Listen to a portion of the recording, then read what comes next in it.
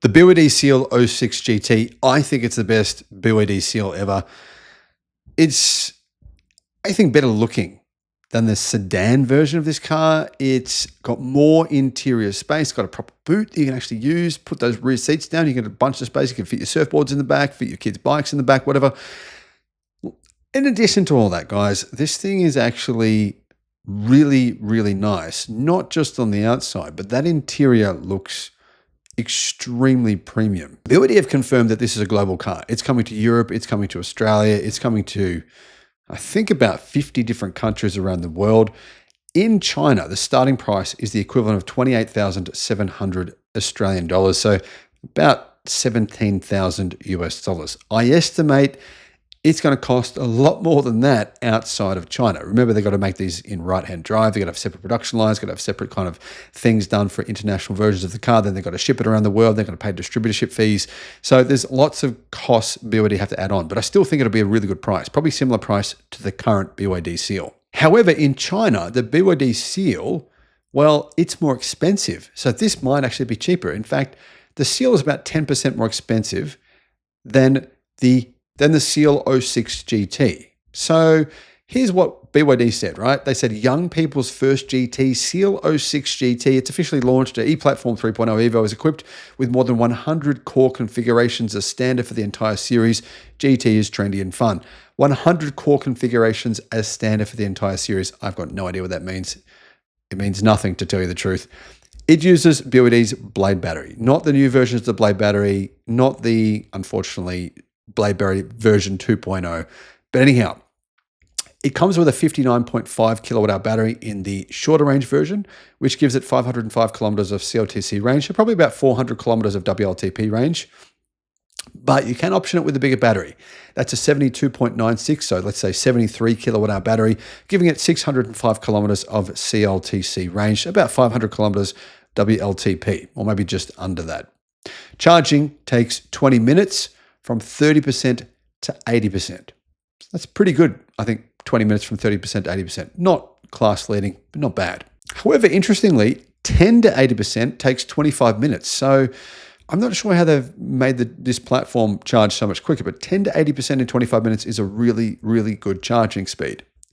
This model means it's therefore able to charge much quicker than the standard existing BYD Seal. Another reason I think this car is better. So Mark here from China, he is actually, well, he's got the car right now. He's doing a review for us. He's going to actually get that review out on the channel. And this is his experience looking at the Seal. He knows these cars, looking at this new car. And I think he thinks pretty much what I think about it. But let us know, guys, what are your thoughts? Let us know in the comment section. Hello everybody, Mark here today with the Electric Viking. And in this video, I'm going to show you around a new electric car that is almost certainly going to be coming to Australia. It might even be BYD's first model made specifically for international markets. I'm going to turn the camera around, show you what it is. That car is the BYD Seal 06 GT, which is a fully electric mid-size hatchback, so pretty much competing against things like a Volkswagen Golf or a Ford Focus or any other electric hatchbacks that are available out there, such as the Megane E-Tech in Europe or the Vauxhall/Opel or e-Astra in Europe. It's actually quite a bit bigger than those cars, so you can't really see that through the camera, but it is 34 centimeters longer than a Volkswagen Golf, just shorter than a Volkswagen Golf Estate, 43 centimeters longer than a Megane E-Tech, and it's quite a bit more powerful as well. This car sits on BYD's E-Platform 3.0, the same one as the normal BYD Seal. You can get it in single motor or dual motor variants, 160 kilowatts on the rear axle. I think that's 280 Newton meters of torque. Additional 110 kilowatt motor on the front axle. For the dual motor versions, give you 270 kilowatts of power, 510 Newton meters of torque. And this is a super attractive car. It's based on the Ocean M concept that came out in the Beijing Auto Show in 2024. So it's got a very chunky, muscular rear end there, high belt line raking up towards the back, very pointy, sporty front end with some aggressive features on, like these fake air intakes on the side there, kind of a pointy splitter down there, big domed arches over the wheels, and sharp creases on the bonnet. This car, unlike the Megane E-Tech and the Astra, has a frunk. So it's a 45 litre frunk on this car. It's an 800 volt platform, not sure if I mentioned that earlier. And yeah, just a very attractive overall car from the outside. It is, as I said, quite large, 2.82 meters, the wheelbase, quite a bit bigger than its rivals, which does give it quite a reasonable amount of space inside, but not as much as you would expect in the back. Just going to show you a few more details, such as these aggressive lights at the back here. They're really quite attractive. You've also got a twin blade rear spoiler up there, and more fake air outlets on the side there, and a diffuser down at the bottom. This car is more powerful than a Volkswagen Golf R, yet somehow in dual motor form is slower from 0 to 100 kilometers per hour. They say just 4.9 seconds. It might actually go a bit quicker than that. BYD sometimes undercutting themselves with their 0 to 100 kilometer per hour times. As well as that 45 litre frunk, we get a 380 litre trunk. So a reasonable amount of space in there, quite a high boot lip though, and a bit of space under the boot floor. Rear seats fold down 40-60 as you wish, and you've got your parcel shelf on here as well. No 220 volt socket in the back of this car, as BYDs often have.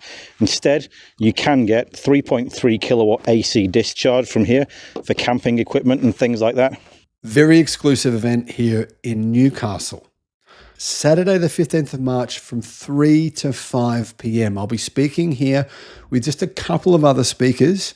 Very small event. So you can meet me in person. You can actually have a look at my EV as well, the Xpeng G6. Test that out. I'll put a link in the description below to the event. I believe that the tickets will probably sell out very, very quickly. So if you're from Sydney, from Brisbane, from Newcastle, make sure you click on that link as quickly as possible to get in. I think there's only around 30 tickets left at this point in time. I'll put that link in the description and I'll see you there. Let me take you inside the car, where this is from the Ocean series. So you can see it's got the kind of the Ocean styling. You can particularly see that in the kind of whale tail shape in the steering wheel there, and in this kind of center console, which feels a bit shaped like the body of a dolphin somehow. Really lovely materials in here. Squidgy dashboard, leather on top, more squidgy stuff. This feels like metal here, but it's not really metal. We get a 15.6 inch screen on the upper versions, or 12.8 on the base versions. I suspect all international models will get the bigger 15.6 inch screen. It does, of course, do the rotating thing that BYD screens do. If you want to have your screen in portrait mode, runs the D-Link platform, which is actually quite attractive. BYD's UIs have improved quite a bit. You get easy access to your music down here, some easy access functions. You've got a customizable toolbar, so you can choose different options for that. You can also go into split screen mode too, so you can see, you can go for your maps on one side and your WeChat or your Bilibili on the other side. In international markets, it's probably going to come with Android Auto and Apple CarPlay as well. So as well as your screen there, 15.6 inch, you get a 10.25 inch screen over there. On the more powerful versions, you'll get a 15 inch, is it 15? 15 inch head-up display above the steering wheel as well. A bit more physical buttons on a BYD, so you get these are called Heart of the World or Heart of the Ocean. So you get your crystal drive selector on there and a few other buttons for your volume and drive modes and things like that. Cool cup holders here. Let me show you this. Let's pull out this bottle here, and this one you can push it all the way down like that. So if you've got a tall bottle, you don't want it rattling around, the driver's side cup holder has that. Otherwise you've got this space in the middle there for other things, and they're lit up as well, by the way, in there, so you can see they're quite nice. The front seats, very comfortable, one-piece design, very stylish. Big side bolsters on these, good looking design. Front seats come with heating and ventilation as standard. You can get memory functions on the more expensive versions of this car. You get space under the dashboard and USB-C, USB-A sockets down there. And you get a reasonable sized glove box in here as well. You get either 8 or 12 speakers. You probably get the 12 speaker DIN audio sound system when this car goes abroad, which I'm almost certain that it will do because it's more for international markets. And you get a 1.57 meter squared panoramic roof as well, with an electronic sun blind, so you can keep out the sun, keep the cabin nice and cool inside. Driver's seat, by the way, 6-way adjustable plus 4-way lumbar support. Passenger seat is 4-way adjustable. no lumbar support on this side. You get 11 airbags in this car, so full protection. This car has got 5 stars in Euro NCAP as the Seal on the same platform, so I suspect this one will get the same 5 stars as all BYDs have done in Europe. In the back seats, a little bit tighter on space. I'll climb in and I'll show you that. So foot space, a little bit tight on that front seat with it being so low down, and you also get quite a lot of space under your thigh here as well, because the base cushion is fairly low down. But knee room and headroom, both reasonable. This is quite funny, look at this. The world's smallest quarter light window there at the back, completely pointless. You get an armrest here in the middle with a pair of cup holders in it. You get pockets on the back of the seats, USB-C and USB-A sockets down there with some vents as well. Really lovely dashboard, as you can see on that. Very attractive. I like the interior colour on this. It's kind of greyish blue with this kind of electric blue here on the stitching as well. So it's a lovely car, actually. Lovely car, quite a safe one. As I said, it's fairly powerful. I think it will do 0 to 100 kilometers per hour in 7.5 or 7.9 seconds in single motor form.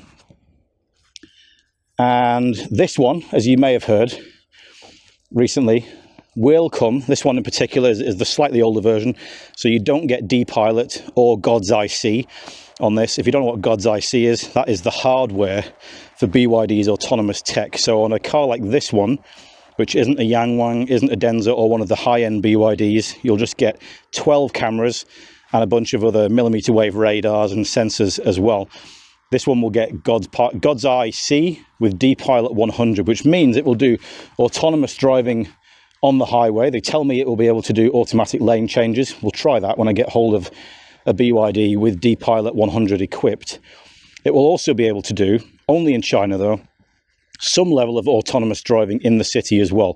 By some level, I mean it will remember frequent routes like your commute to work, and it can remember those and do those autonomously, but it won't do end-to-end driving from parking space to parking space like FSD, for example, or a lot of the other Chinese systems. It starts in China at 136,800 RMB. I'm not 100% certain what that is in Australian dollars. That's going to be about 28,000, 30,000 Australian dollars, something like that. And it goes up to 186,800 RMB, so about 40,000 Australian dollars, something like that. Not sure of the current translation. Obviously, it'll cost more when it comes to Australia, probably sit somewhere between 50 and 60,000 Australian dollars. But it's a lot of car for your money. As I said, you get 360-degree camera on it as well, so it's good for parking. It will do auto parking. It'll find spaces and drive in there by itself. Quite spacious, apart from the back seats. And that is the BYD Seal 06 GT hatchback.